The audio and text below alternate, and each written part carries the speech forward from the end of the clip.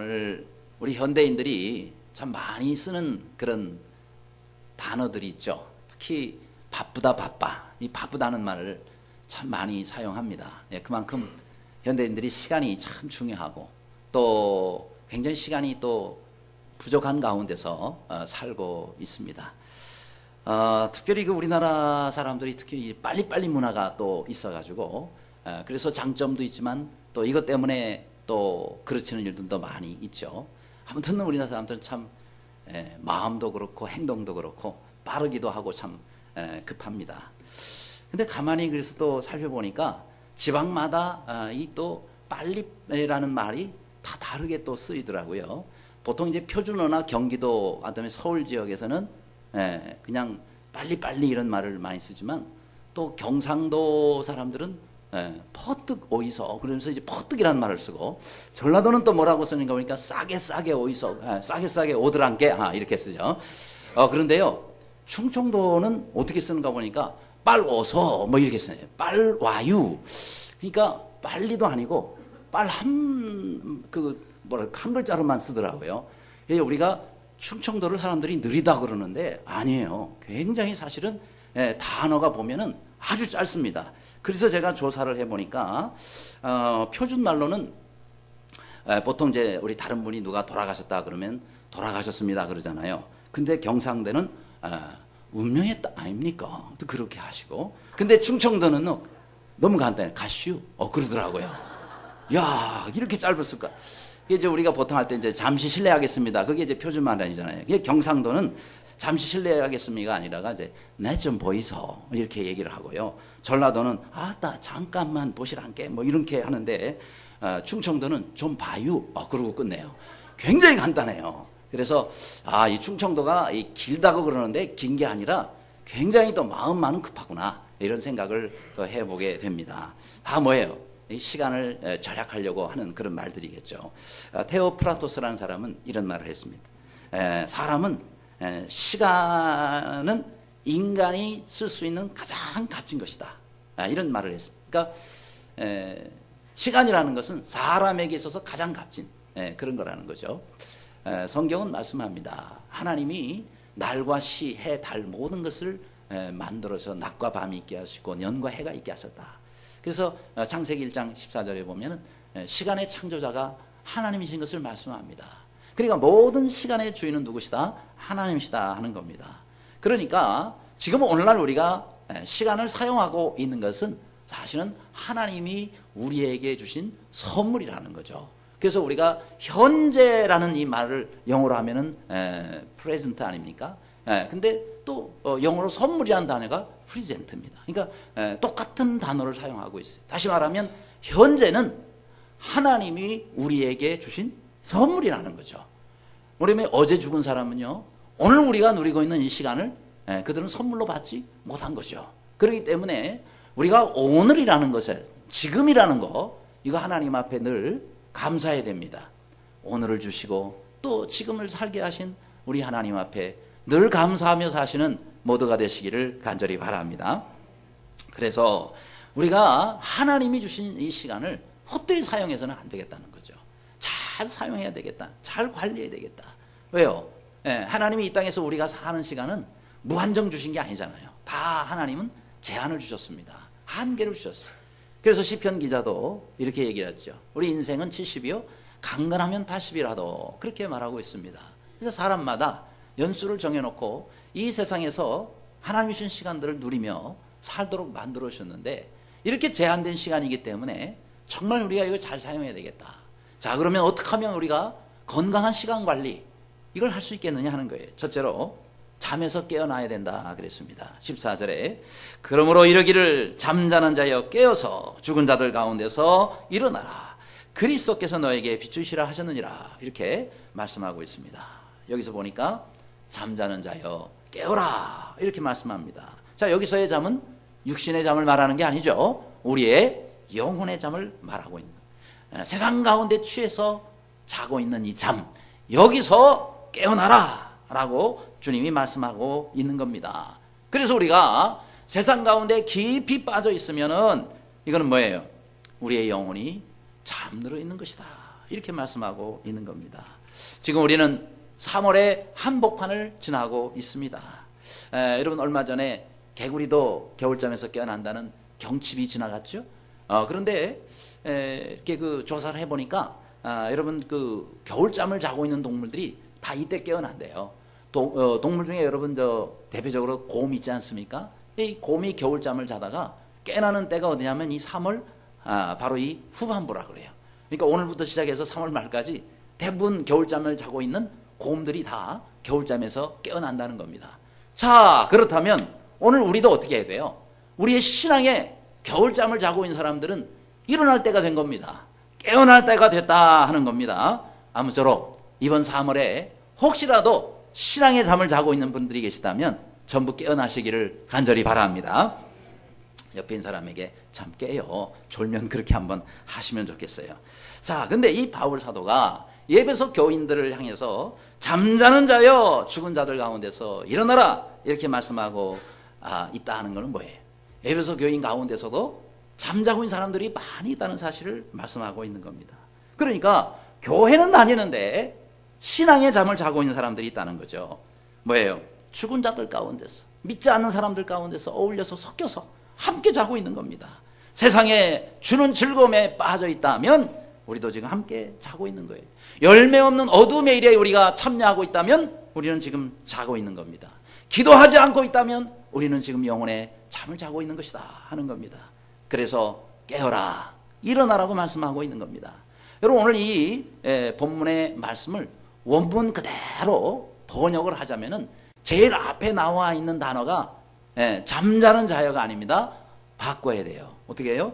깨어라, 오 잠자는 자여, 일어나라 죽은 자들 가운데서, 이런 번역을 할 수가 있습니다. 그러니까 사실 이 문장은 일어나라가 핵심이 아니고 깨어라가 핵심이에요. 제일 앞에 나옵니다. 깨어라, 오 잠자는 자여, 이렇게 번역을 해야 맞다 말이죠. 그러니까 뭐예요? 아주 짧고 강한 명령형이라는 겁니다. 잠자고 있는 사람이 있어요? 그럼 어떻게 해요? 잠 깨! 이런 얘기입니다. 그렇죠? 여러분 부모님이 지금 자녀가 학교를 가야 되는데 지금 늦은 시간까지, 아침에 늦게까지 일어날 생각은 안 하고 자고 있어요. 그러면 여러분 어떡합니까? 얘야 지금이 말이다, 네가 학교를 가야 할 시간인데 일어나서 그래서 세수하고 옷 갈아입고 밥 먹고 학교, 이렇게 하시는 분 별로 없을 거예요. 그런 분들은 보통 인내심이 강한 게 아닙니다. 어떻게 얘기해요? 잠 깨! 이 한마디로 벌떡 깨게 만드는 거 아니겠습니까? 마찬가지입니다. 우리가 지금 당장 신앙의 잠을 자고 있는 사람은 깨어야 된다는 거죠. 하나님의 음성을 들으시기를 바랍니다. 자고 있는 사람은 벌떡 일어날 정도로 잠 깨! 라는 이런 하나님의 음성을 들어야 된단 말이에요. 제가 신학대학원을 다닐 때 지금 있는 우리 경기도 양지 거기에 종신대학원을 다녀요. 이제 1학년부터 2학년 계속 다니는데 그때 다 기숙사 생활을 합니다. 지금도 마찬가지 기숙사 생활하지만 그때는 이 사당동에서 신학대학원이 양지로 옮긴 지가 얼마 안 돼가지고 모든 시설이 안 돼 있었어요. 그저 공부할 수 있는 강의동 하나만 있고 나머지는 아스팔트도 없고 그냥 이렇게 하면 길도 전부 이렇게 흙으로만 이렇게 다 돼 있습니다. 그리고 식당도 그냥 임시 막사처럼 지어놨어요. 식당도. 그 다음에 이제 기숙사라고 해서 들어가 보니까 이거는 옛날에 거기서 사슴을 키웠대나 뭘 키웠대나 그래가지고는 이런 짐승 키우던 그런 이렇게 허름한 그 곳이에요. 거기에다가 이제 철제 무슨 침대 같은 거를 이렇게 해가지고 그렇게 해서 거기에 수십 명이 들어가서 자는데 그게 이제 기숙사래요. 그래서 이제 거기 들어가서 그러고 자는데 여러분도 아실랑가 모르실랑가 모르겠지만은 신학대학원 전도사님들은 새벽 기도가 필수로 되어 있습니다. 그래서 새벽 예를 들어서 4시 딱 되면은 전부 일어나가지고 4시 반부터 하는 새벽 기도를 다 참석을 해야 되는 거예요. 그걸로 점수가 그거 점수 안 나오면 졸업을 못 합니다. 그래서 어쨌든 이제 참여를 하는데 그 새벽에요. 딱 누워서 자고 있으면은 거기 사람들 많이 있으니까 이렇게 알람 시계라든지 자명종 이런 걸 안 해놓습니다. 그리고 혹시 이제 늦잠 잘까봐 담당하는 전도사님 한 분을 꼭 정해요. 그 전도사님이 나름대로 본인은 일찍 일어나가지고 그러고 다니면서 그러면서 이제 잠을 깨우는데 그분이 경상도 전도사님이었어요. 그래가지고는 일라이소 그러면서 다니시는데, 야, 그때 어떤 이 새벽에 일라이소, 매일 새벽마다 일라이소. 그래서 제가 참 경상도 사투리 참 구수하구나. 그러면서 그 일라이소라는 거요, 요즘 새벽에도 가끔 들려요. 일라이소. 어떤 때는 참 하나님의 음성처럼 들린단 말이죠. 일어나서 빨리 깨어 기도하라 라는 하나님의 음성처럼 들립니다. 그렇습니다. 우리가 새벽에 일어나서, 요즘 날씨도 풀리고 얼마나 좋습니까? 새벽에 일어나서 새벽기도 참석해서 하나님께 기도하고 말씀 듣고 은혜 받고 그러고는 다 이렇게 나서면요, 이야, 아침에 그 신선한 공기와 그 다음에 또 하나님께 주시는 은혜, 그런 것들 인해서 얼마나 아주 기쁜 마음으로 하루를 시작하는지 모릅니다. 아무쪼록 기도에 깨어있기를 바랍니다. 이사야 60장 1절에 주님이 이렇게 말씀했잖아요. 일어나라, 빛을 발하라, 그렇게 말씀했습니다. 그런데 이 빛은 우리의 빛이 아니에요. 오늘 이 본문에 볼까요? 그렇게 해서 깨어 일어날 때 그리스도께서 너에게 비추이시리라, 이렇게 말씀했습니다. 자, 이것은요, 원문을 놓고 보면은 여기에 그러면이라는 단어가 들어가 있어요. 그러면 이게 무슨 얘기예요? 깨어서 일어나게 되면 그런 사람에게 주님은 뭐예요? 빛을 비춰주신다는 겁니다. 그러니까 우리 주님께서는 누워있는 사람, 자고 있는 사람에게 빛을 비춰주시는 것이 아니라 지금 깨어 일어난 자에게 빛을 비춰주신다는 사실입니다. 그러므로 하나님의 은혜의 빛은 누구한테요? 깨어있는 사람에게. 그렇죠? 하나님의 생명의 빛은, 영광의 빛은 누구에게요? 깨어있는 사람에게 비춰주신다는 사실입니다. 이 빛을 받으시기를 바랍니다.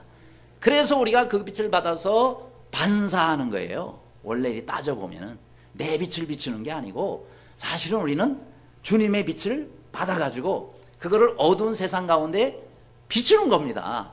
그래서 우리가 세상을 밝게 만드는 빛의 자녀들이 되는 것이고 또 빛의 사도들이 되는 것입니다. 그러므로 이제 우리는 영혼의 잠에서 깨어서 일어나서 주님의 빛을 받아 그 빛을 가지고 어두운 세상을 밝게 비추는 빛의 사도들이 되시기를 주님의 이름으로 축원합니다. 두 번째로 우리가 시간 사용을 잘 하려면 세월을 아껴야 된다 그랬어요. 세월. 그래서 16절에도 세월을 아끼라, 때가 악하니라 그랬습니다. 그래, 우리 빛의 자녀들이 해야 할 일은 세월을 아끼는 겁니다. 그런데 여기서 세월을 아낀다. 이 세월은요, 눈에 보이지 않습니다. 지난주에 우리가 돈 문제에 대해서 말씀을 나눴는데 돈이나 물질은 눈에 보입니다. 그러니까 이거를 뭐 저축할 수도 있고 다른 방법으로 활용할 수가 있는데 이게 시간이라는 게 눈에 보이질 않아요. 그러니까 어느 누구도 시간을 저축했다가 쓸 수도 없고요, 땡겨 쓸 수도 없습니다. 그리고 이 서서히 흘러가는 이 시간을 아무도 붙잡을 수도 없고 말이죠, 빨리 가게 할 수도 없는 겁니다. 그런데 성경은 이 세월을 아끼라라고 말씀했다. 아니, 아끼라는 거는 돈을 아끼라는 거는 이해가 가겠는데 세월을 아낀다는 게 대체 어떻게 하는 거냐? 요거는 시간의 개념을 잘 알아야 됩니다. 그래야 우리가 제대로 아낄 수가 있어요. 여러분, 이 헬라어에 이 시간이라는 개념은 두 가지 종류의 단어가 있습니다. 하나는 크로노스라는 단어가 있어요. 이 크로노스의 시간, 또 하나는 카이로스의 시간이 있어요. 그러면 크로노스는 뭐냐? 전에도 설명한 것처럼 연대기적 시간이에요. 무슨 말이냐면 몇 년도, 몇 월, 며칠, 몇 시, 몇 분, 몇 초. 그러니까 우리가 지금 현재 모든 사람들이 사용하고 있는 일반적인 시간, 이것이 크로노스의 시간이에요. 또 하나가 있죠. 카이로스의 시간은 뭐냐? 이거는 지나가는 그런 시간을 말하는 것이 아니고 하나님의 계획 속에 특별하게 역사하시는 시간입니다. 하나님의 계획 가운데 들어있는 그런 시간이에요. 그러니까 여러분, 우리가 시간을요, 양이 많다고 반드시 잘 사는 게 아니에요. 어떤 경우에는 시간을 굉장히 짧은데도 불구하고 굉장히 가치 있게 쓰는 그런 시간이 있고, 시간 뭐 100년, 200년 쓰는데도 전부 낭비하고 헛된 시간만 쓰는 경우가 있어요. 여러분, 예수님이 시간을 뭐 100년, 200년 사셔가지고 위대한 사역을 감당하셨습니까? 아니에요. 30대 초반에 돌아가셨어요. 그것도 공생애만 놓고 따져보면 3년 반밖에 안 돼요. 근데 그 3년 반밖에 안 되는 아주 짧은 시간에 예수님은 내가 다 이루었다라고 말씀하시고 돌아가셨어요. 그러니까 하나님께서 맡겨주신 일을 다 마무리했다는 거예요. 오늘 우리도 마찬가지입니다. 얼마나 오래 사느냐가 중요한 것이 아니라 얼마나 하나님이 내게 맡기신 그 일을 우리가 제대로 잘 감당하고 가느냐가 훨씬 더 중요하다. 그래서 세월을 아끼면서 사용하시는 모두가 되시기를 바랍니다. 자, 그래서 이 세월을 아낀다라는 이 말은요, 두 가지 의미가 있어요. 하나는 기회를 잘 살리라라는 뜻을 가지고 있습니다. 기회를 잘 살리라. 이건 다른 말로 하면 기회를 잘 붙잡으라는 거예요. 기회가 왔을 때 그 기회를 놓치지 말고 꼭 붙잡아라 이 말이에요. 그렇죠? 그 기회를 놓치면 다시 그 좋은 기회가 내게 영영 오지 않을 수가 있습니다. 그래서 이거는 장사하는 사람들 있잖아요. 시장에서 장사하는 사람들이 좋은 고객이 왔어요. 그 고객을 잡아야 되는데 흥정하다가 그냥 놓쳐버리는 경우, 너무나 좋은 고객을 그냥 우리가 그 기회를 살리지를 못해가지고 놓치는 경우, 이게 바로 그 기회를 놓치는 거라고 말씀합니다. 그러니까 세월을 아끼라라는 것은 하나님께서 우리에게 주시는 많은 기회들이 있는데 그 기회들을 놓치지 말고 하나님이 주실 때 잘 잡으라는 겁니다. 그게 세월을 아끼는 사람이다. 하나님이 무슨 기회를 주셔요? 하나님 앞에 칭찬받을 기회, 하나님께서 내게 주실 상급의 기회, 이런 기회를 이 땅에 있을 때 우리에게 계속해서 주신단 말이에요. 그런데 우리가 그것을 잘 준비하고 있지 않으면 다 놓치게 됩니다. 하나님 앞에 갔을 때 말이죠, 받을 상급이 하나도 없는 거예요. 하나님이 기회를 안 주셨나요? 아니에요. 우리에게 얼마나 많은 기회를 하나님이 주셨는지 모릅니다.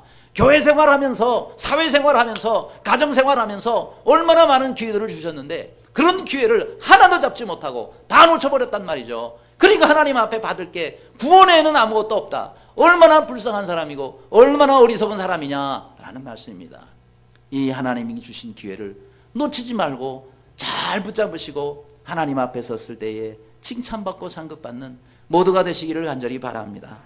또 이 세월을 아끼라라는 말 속에는요, 속량하라라는 뜻을 가지고 있는 뜻이 있어요. 그러니까 예수님께서 몸값을 치르고 그리고는 우리에게 생명을 구원해 주시지 않았습니까? 그것을 구속해낸다 그래요. 그 구속해낸다라는 말, 그것을 다른 말로 속량해낸다라는 거예요. 그러니까 생명의 값을 지불하고 우리의 생명을 사신 겁니다.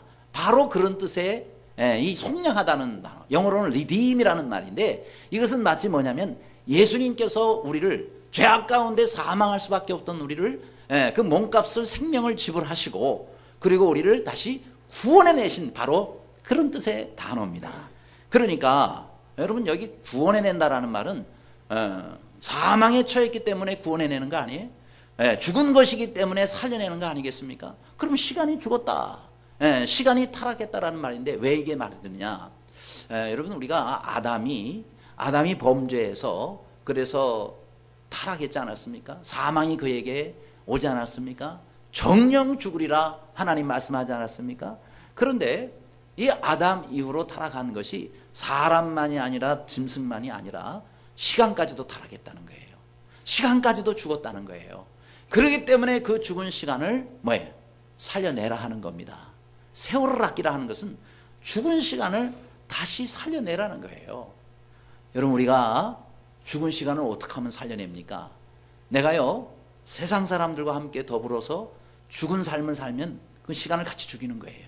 그러나 하나님 안에서, 하나님의 뜻 가운데서 우리가 그 시간을 사용할 때 우리는 그 시간을 살려내는 것이 되는 것입니다. 그러니까 헛된 데에 시간을 쓰는 거, 이거 시간 죽이는 거예요. 그런데 어떻게 해요? 가치 있는 일을 위해서, 영원한 것을 위해서 사용하라는 거예요. 그러면 우리의 죽은 시간들이 살아나는 거예요. 영혼을 위한 시간으로 바뀌어지는 것이기 때문에 그렇다 하는 겁니다. 따라서 여러분, 우리는 영혼을 위해서 시간을 사용해야 되겠습니다. 하나님을 위해서 시간을 사용해야 되겠습니다.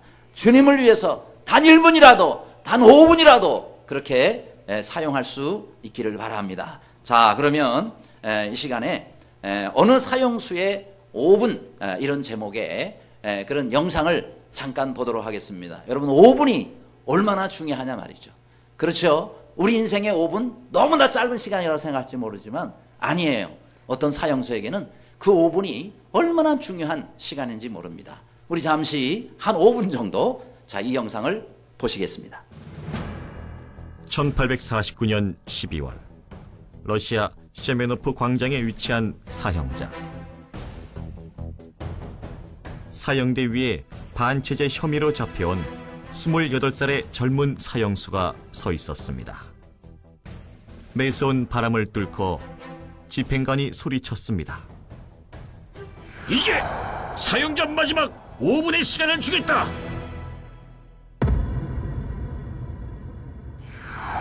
사형수는 절망했습니다. 내 인생이 이제 5분 후면 끝이라니. 남은 5분 동안 무엇을 할 수 있을까? 그는 먼저 가족과 동료들을 생각하며 기도했습니다. 사랑하는 나의 가족과 친구들, 부디 먼저 떠나는 나를 용서하고 나 때문에 너무 많은 눈물을 흘리지 마십시오.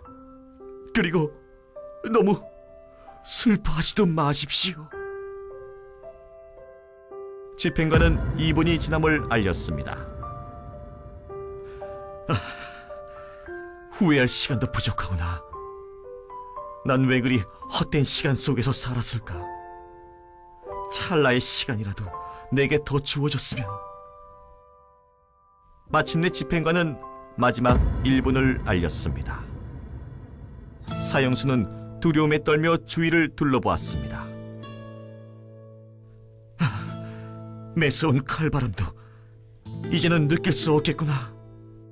나의 맨발을 타고 올라오는 땅의 냉기도 더 이상 느낄 수가 없겠구나. 더 이상 볼 수도 없고 만질 수도 없겠구나. 모든 것이 아쉽고 아쉽다. 사형수는 처음으로 느끼는 세상의 소중함에 눈물을 흘렸습니다. 자, 이제 집행을 시작하겠어. 사람들의 발자국 소리가 들리고 저편에서 사격을 위해 대열을 이루는 소리가 들렸습니다. 살고 싶다. 살고 싶다. 조금만 더. 조금이라도. 탄환을 장전하는 소리가 먼저 그의 심장을 뚫었습니다. 바로 그 순간, 멈추시오! 멈추시오! 한 병사가 소리치며 형장으로 달려왔습니다. 사형 대신 유배를 보내라는 황제의 전갈이 도착한 것이었습니다. 가까스로 사형은 멈췄고 사형수는 죽음의 문턱에서 극적으로 돌아올 수 있었습니다. 그 사형수가 바로 러시아의 대문호 도스토예프스키였습니다. 죽음의 문턱에서 돌아온 그날 밤, 도스토예프스키는 담담한 어조로 동생에게 편지를 썼습니다. 지난 일들을 돌이켜보고 실수와 게으름으로 허송세월했던 날들을 생각하니 심장이 피를 흘리는 듯하다. 인생은 신의 선물. 모든 순간은 영원의 행복일 수도 있었던 것을 조금 더 젊었을 때 알았더라면 이제 내 인생은 바뀔 것이다. 다시 태어난다는 말이다. 이후 시베리아에서 보낸 4년의 유배 생활은 그의 인생에서 가장 값진 시간이 됐습니다. 혹한 속에서 무려 5kg에 넘는 족쇄를 매단 채 지내면서도 그는 창작 활동에 몰두했습니다. 글쓰기가 허락되지 않았던 유배 생활이었지만 시간을 낭비할 수 없어 종이 대신 머릿속으로 소설을 쓰기 시작했고 심지어 그 모든 것을 외워버리기까지 했습니다. 유배 생활을 마친 후 세상 밖으로 나온 도스토예프스키는 인생은 5분의 연속이라는 각오로 글쓰기에 매달렸고 1881년 눈을 감을 때까지 수많은 부류의 명작을 발표했습니다. 죄와 벌, 카라마조프의 형제들, 영원한 만남 등 지금까지도 널리 사랑받는 작품을 쓴 도스토예브스키. 그는 훗날 소설 백치에서 사형대위 최후의 5분을 다음과 같이 수레하였습니다.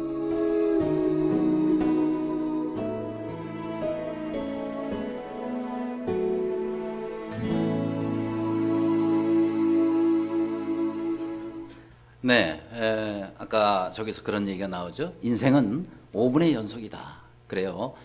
우리에게 주어진 시간 얼마나 남아있을지 아무도 모릅니다. 하지만 그 모든 시간은 5분의 연속이라는 거죠. 그 5분 5분 우리가 잘 사용해서 우리가 하나님 앞에 섰을 때에 정말 후회하지 않는 그런 우리의 삶이 되어졌으면 좋겠습니다. 운동선수에게는 정말 1초라도 0.01초라도 얼마나 소중한지 모릅니다. 지난번에도 0.001초 차이로 금메달과 은메달 색깔이 바뀌었다 그러잖아요. 소치올림픽에서도.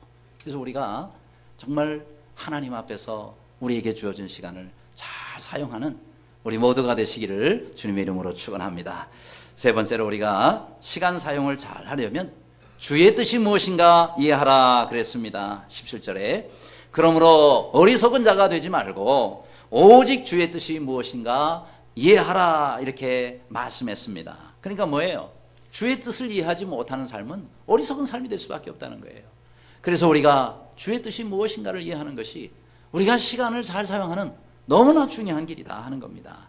그런데 이 주의 뜻이 뭐냐 하는 거예요. 자, 이 주의 뜻이라고 할 때 이 뜻은 우리 주님의 매우 강력한 욕구를 말하는 겁니다. 그저 뭐 되면 좋고 안 되면 좋고가 아니라 주님께서 우리에게 꼭 이루어지기를, 우리 개인에게 꼭 이루어지기를 원하는 주님의 간절한 소원, 이것이 바로 주의 뜻이라는 거예요. 이 뜻이라는 단어가 성경에 62번이나 사용되고 있는데 오늘 이 본문에서 이렇게 설명합니다. 주께 기쁘시게 할 것이 무엇인가 시험하여 보라 라고 말씀하고 있습니다. 그래요. 나를 기쁘게 하는 뜻이 아니라 우리 주님을 기쁘시게 하는 그런 주님의 뜻이 무엇인가, 이것을 우리가 찾는 삶이 되어야 되겠다 하는 겁니다. 그렇지 않으면요, 이 주님의 뜻을 우리가 발견하지 못하고 이 주님의 뜻을 알지 못하면 우리는 어리석은 자가 되는 거예요. 나는 열심히 살았다 그러는데 하나님은 너는 어리석은 자야 라고 말씀합니다. 나는 잘 살았다고 생각하는데 하나님은 아니거든 말씀합니다. 나는 최선을 다해 살았다고 하는데 우리 하나님은 너 잘못 살았어 라고 말씀할 때 얼마나 우리는 불행한 삶이 되겠느냐 하는 겁니다. 그래서 우리는 나를 향한 주님의 뜻을 알아야 돼요. 우리의 가정을 향한 주님의 뜻을 알아야 됩니다. 우리 교회를 향한 주님의 뜻을 알아야 되고 우리 나라를 향한 하나님의 뜻을 우리가 알아야 된다 하는 겁니다. 그래서 우리가 그 뜻을 발견하는 게 중요한 거예요. 우리는 주님께 이걸 배워야 합니다. 요한복음 6장 38절에도 내가 하늘에서 내려온 것은 내 뜻을 행하려 함이 아니라 나를 보내신 이의 뜻을 행하려 함이라 그랬어요. 그렇죠? 하나님께서 나를 이 직장에 보내신 것은 내 뜻이 아니라 나를 이 직장에 보내신 하나님의 뜻을 이루기 위해서다. 나를 이 학교에 보내신 것은 내 뜻을 이루기 위함이 아니라 나를 이 학교에 보내신 하나님의 뜻을 이루기 위함이라. 나를 대한민국 사람으로 태어나게 하신 것은 내 뜻을 이루기 위함이 아니라 나를 이 대한민국에 보내신 하나님의 뜻을 이루기 위함이라. 항상 그렇게 우리는 어디에 있든지 무엇을 하든지 주님의 뜻을 발견하실 수 있기를 간절히 바랍니다. 엘리야에게도 배워야 되지 않겠어요? 엘리야가 로뎀나무에서 까마귀의 도움을 받고 하나님의 힘을 얻었습니다. 거기서 그가 사실은 날 죽여주세요 그랬던 사람이에요.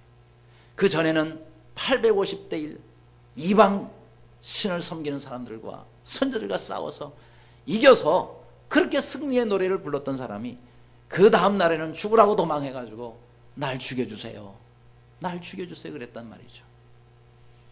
그러나 하나님께서는 그에게 다시 새 힘을 회복시켜 주시고 그는 40일 40야를 계속해서 걷고 또 걸어서 하나님께서 계실 만한 호렙산, 하나님의 산이라고 하는 호렙산으로 이르릅니다. 그러면서 거기서 하나님을 만나기를 원해요.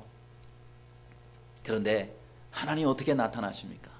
하나님은 자기가 생각할 때는 막 엄청난 역사를 일으키면서 나타나시는 걸로 생각했습니다. 그렇게 기대를 했어요.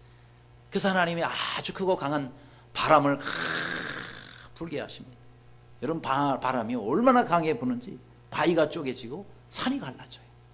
이야, 하나님 이제 나타나시겠구나. 그런데 하나님 거기에 나타나지 않으셨어요. 두 번째로 또 하나님께서는 큰 지진을 일으킵니다. 이야, 이 지진 후에는 하나님이 나타나시겠구나. 왜요? 하나님 나타나실 때 그런 전조현상이 일어날 걸로 생각했거든. 근데 그 큰 지진 후에도 하나님은 나타나시지 않았습니다. 세 번째로 엄청난 불이 또 확 하고 타오르. 이야, 이 불 뒤에 이제 하나님 나타나시겠구나. 역시 하나님은 나타나지 않으십니다. 그런데 그 뒤로 아주 세미한 음성이 들리는 거예요. 아주 세미. 뭐 눈에 보이는 거 아무것도 없고, 예, 뭐 우렁찬 우레소리 같이 들리는 하나님의 소리가 아니라 귀를 기울여만 겨우 들을 수 있는 아주 세미한 소리로 말씀하십니다. 엘리야야, 내가 어찌 여기 있느냐? 네, 내가 어찌 여기 있느냐? 그래요, 여러분, 오늘 우리는 자꾸 하나님께서 내게 보여주시는 그걸로만 우리가 찾으려고 하지 말고 하나님께서 말씀하시는 그 음성을 우리는 들을 수 있어야 됩니다. 우리 하나님은 언제 어디서든지 우리에게 하나님의 뜻을 알려주시기를 원해요. 그러면서 네가 하는 게 아니란다. 네가 하는 게 아니란다. 네가 하려고 하니까 네가 이렇게 힘들지. 너는 도와줄 사람이 없다 그러느냐? 외롭다고 그러느냐? 돈이 없다 그러느냐? 권세가 없다 그러느냐? 그런 거 없어도 돼. 내가 있으면 돼. 네? 엘리야가 그랬어요. 하나님, 나는 열심히 유별합니다. 열심히 득심해오니 이 열심 때문에 내가 하나님의 일을 잘하고 싶은데 안 됩니다. 하나님은 네 열심으로 하려고 하지 말아라. 내가 하는 거야. 네 지혜로 하려고 하지 마. 내 지혜로 하는 거야. 엘리야가 그래요. 하나님, 오직 나만 남았습니다. 나 한 사람밖에 없습니다. 하나님 말씀하세요. 너 한 사람만 남은 게 아니야. 바알에게 무릎 꿇지 아니한 7,000명의 사람들을 내가 남겨두었거든. 하나님, 이 나라가 두려워요. 이방 나라 두려워하지 말아라. 저 아람 나라 걱정하지 마. 그 나라의 왕 하사엘을 내 손으로 세워. 하나님, 이 나라의 권세자 아합 왕과 이세벨이 두렵습니다. 그 두려워하지 마. 차기 왕 예후를 네가 기름 부어 이스라엘의 왕으로 세워라. 내가 힘이 붙이겠다고 너 혼자 하려고 하지 마. 엘리사를 내가 세워 내 뒤를 내가 있게 하지. 이야, 우리 하나님은요, 엘리야가 염려하고 걱정하고 뭐 두려워했던 모든 것들을 말씀 하나로 한 번에 다 해결해 주시는 거예요. 할렐루야. 네, 우리 하나님은, 여러분 지금 현재 무슨 걱정거리를 가지고 있어요? 내가 어떻게 해보려고? 아니에요. 우리 하나님은 너 염려하지 말아라. 다 내게 맡겨라. 그리고 너는 와서 내게 와서 쉬어라. 내게 와서 쉬어라. 그래서 우리를 부르시는 거예요. 여러분, 주님 앞으로 나아가시기를 바랍니다. 큰일을 하려고 하지 말고 우리는 하나님이 내게 맡겨주신 일을 하면 되는 거예요. 내가 맡은 일이 어떤 일이든, 그것이 교회에서 어떤 일을 하는 일이든, 직장에서 어떤 일을 하는 일이든, 학교에서 어떤 일을 하는 일이든, 가정에서 어떤 일을 하는 일이든, 그것이 크냐 적으냐가 중요한 게 아니에요. 하나님은 큰 일이냐 적으냐가 중요한 것이 아니고 그것이 하나님이 맡기신 일이냐가 중요한 겁니다. 그 일을 잘 감당하는 것이, 그것이 하나님이 기뻐하시는 일이라는 겁니다. 늘 이렇게 하나님이 기뻐하시는 일을 힘쓰시는 모두가 되시기를 간절히 바랍니다. 따라하시기 바랍니다. 주여, 큰 일이 아니라 기뻐하시는 일을 감당케 하옵소서. 그렇게 하시기를 바랍니다. 끝으로 우리가 시간 사용을 잘 하려면 성령으로 충만하기를 힘써야 된다 그랬습니다. 18절에 술 취하지 말라. 이는 방탕한 것이니 오직 성령으로 충만함을 받으라 그랬습니다. 정말 우리가 세월을 아끼려면 성령 충만을 받아야 됩니다. 그래서 성령 충만함으로 하는 일이라면 그것이 시간을 아끼는 일이고 시간을 가장 잘 사용하는 일이다 하는 겁니다. 그래서 여기에 대비되는 말로 정반대적인 그런 단어를 씁니다. 술 취하지 말라 그랬어. 이건 뭐예요? 술 취하지 말고 성령에 취하라는 거예요. 술에 충만하지 말고 성령에 충만하라는 겁니다. 이것은 당시 에베소 지역의 문화와도 관련이 있죠. 당시 에베소 지역에 있는 사람들은요, 많은 이방신을 섬겼어요. 그러면서 신들마다 좋아하는 축제를 합니다. 그 중에 하나가 디오니소스 축제라는 거예요. 이 신은 로마 말로 말하자면은 이거는 바카스라는 신이에요. 우리가 많이들 마시는 바카스라는 건 그게 술의 신의 이름이에요. 기운이 좋지 않습니다. 너무 바카스 좋아하지 마세요. 그런데 이렇게 바카스 신을 섬기는 축제를 뭐예요? 술 파티예요. 그게 춤을 추고 노래를 하고 술을 곤드레 만드레 비몽사몽 완전히 인사불상까지 마시면서 황홀공에 빠져들어가지고 그러고 있는 그 모습을 신이 좋아한다 그래가지고 그 사람들은 이 축제를 늘 드렸단 말이죠.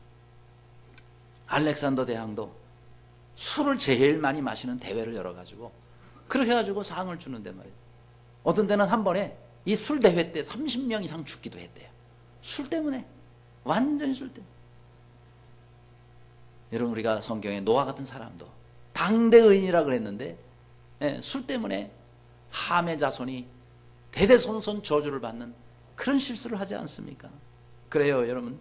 오늘날도 마찬가지입니다.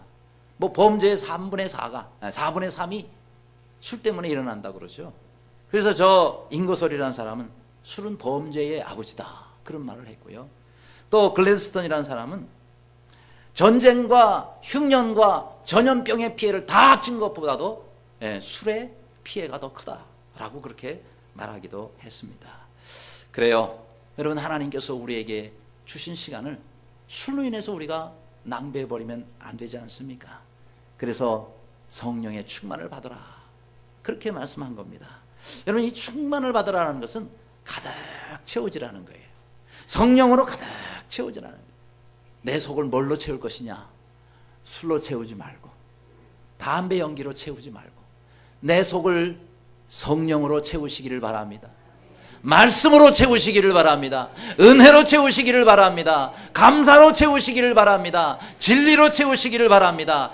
소망으로 채우시기를 바랍니다. 믿음으로 채우시기를 바랍니다.